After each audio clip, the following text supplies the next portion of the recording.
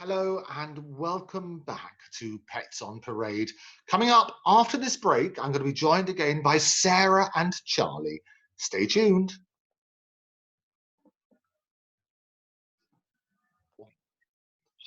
Welcome back. It's Andrew Eborn here, and I am delighted with Sarah and also Charlie. How are you both?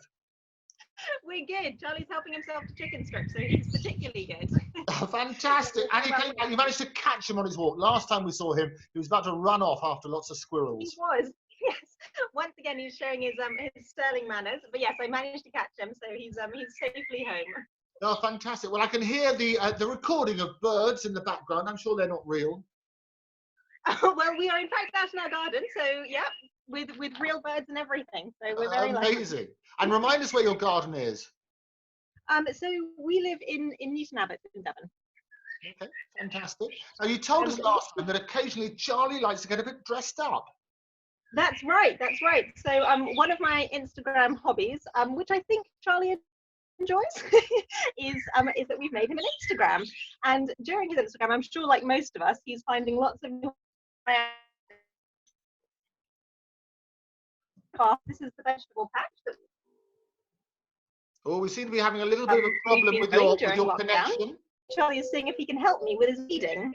Wonderful. We lost you a little bit there, Charlie and Sarah. Sorry? We lost you a little bit. I think the internet connection is a little bit funny. Just say that again, what you're saying. You've got an Instagram account with Charlie, and that's called... That's right. It's called The Dogter Will See You Now. The Dogter Will See You Now. That's right. And so when Charlie is not dogtering, and not at the hospital, then he helps out with some chores around the house, and today he's helping out with the gardening. Oh, fantastic. So very good. So is Charlie going to get dressed up to do the gardening? He is. He's got his gardening gloves here, and he's got his little spade. So this is what we're planning to work with today. So we'll see if he's up for playing gardening. So Charlie sits. Well, we seem to be losing you a little bit, Sarah. There's the internet connection. The hamsters are working a little bit slowly, so they're going to have to run a bit faster to make sure we get the internet connection right. Oh, I'm so sorry. I'm hoping you can see me?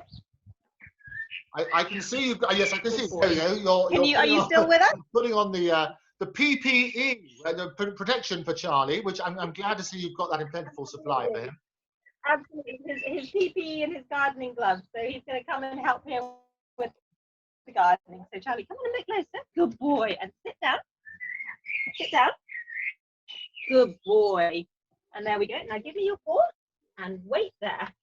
Wait there. Good boy. And there he is, getting ready to help with his gardening. So with one glove down, he's very, very tolerant. He's very well behaved. He doesn't seem to mind. Get that one back on.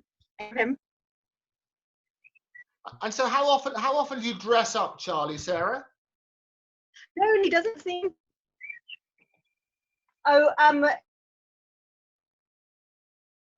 Probably only once a week when I've got an off day and we've got some time to spend together, and we'll do something. Well, that's wonderful. Well, listen, we look forward to seeing Charlie in his full regalia a little bit later. The birds are singing beautifully. The internet connection means every now and again you're sort of chopping every other frame, so it looks like one of those wonderful robotic dances. I'm so sorry. I don't think we can blame you for the. That's probably our good old Devon internet. You mentioned Sarah that Charlie goes with you to the hospital. Tell me a bit about that. Does Charlie come with me to the hospital? Yes. Does Charlie go to the hospital with you? I missed what you said there. I think you said earlier. So Charlie, because unfortunately, he's actually really a dog. He's not allowed in clinical areas. There are some lovely therapy dogs who come into the hospital, but Charlie can come in. So he's come occasionally when I worked in the hospice. He used to come in with me then. Nice for the people there to get to see him. He got on well with the nurses, so he used to come in there. But he doesn't come into the main body of the hospital. But I think dogs and pets Pets in particular are superb in terms of therapy, and quite a few animals are used for therapy with people. Exceptional People can therapy. travel on airplanes. Yeah, they're very, very valuable when people are feeling unwell. I think they've got a lot to offer in terms of making people feel better. And you told us earlier that you're a doctor, you're working with the NHS, and unfortunately, you haven't had many cases down where you are. So yeah, Devon's been very lucky in the number of cases it's had. I think it's also in part due to people down here have been very diligent about practicing their social distancing and have taken that really seriously, and I think that's helped us a lot. So we've had a steady flow through our hospital, but it's always, very fortunately for us, been manageable numbers with the measures that we've put in place. And in terms of the people working there, do you have everything you need? I mean, people say in the media there's a lack of PPE generally. How have you found it for yourself?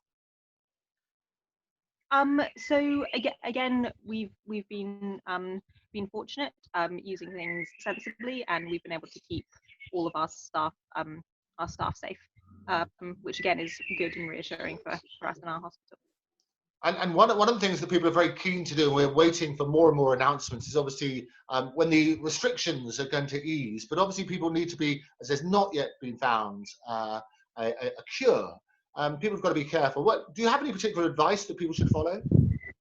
I think people just need to keep being aware of the government advice on social distancing and taking that seriously. And I know particularly, now when the weather's nice, it's more tempting to go outside, isn't it? But the more we can, practice as we've been doing and stay at home as much as possible, avoid public places, all of that kind of good advice that we've been given already, I think we need to take each thing day by day and see how it all plays out. Okay. Well, listen, I know on behalf of everybody, we all say thank you to the NHS and the fantastic work. You are the new superheroes that people talk about. And when the Queen was saying that these streets were empty, but they're full of love, most of that love is going towards the NHS. And I'd like to extend that back to everyone else as well and say thank you to everyone for doing their part and staying home, and we'll all see each other on the other side. Fantastic. Sarah and Charlie, it's been a real pleasure seeing you both. Thank you very much indeed for joining us. And will you come back again? We'd love to see Charlie in more outfits. Absolutely. He's made himself scarce again. I'm beginning to think he's a bit camera shy, but yes, we'd love to see you again too. Brilliant. Thank you very much, Sarah. Thank you, Charlie. We'll see you next time. Take care. Take care then. Bye. Bye-bye. And if you'd like to join us here on People and Their Pets, write to me, Andrew Eborn, at POP. That's Pets on Parade, POP, P-O-P, at octopustv.com. Put your comments in the bottom and make sure that you subscribe for more People and Their Pets. In the meantime, bye, Sarah. Bye, Charlie. Bye.